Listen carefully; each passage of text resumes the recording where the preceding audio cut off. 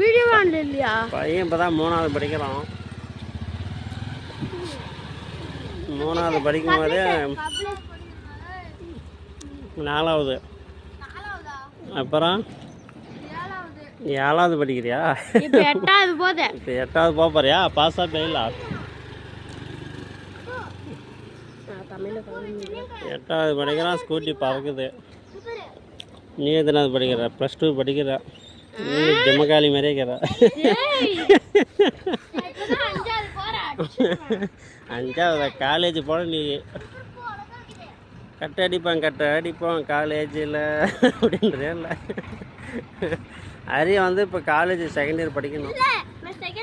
என்ன ஒன்றும் வளர்ச்சி இல்லை. எவ்வளோ சாப்பிட்டாலும் இப்படியே இருக்கிறோம். ஏதாவது வளர்த்துக்கு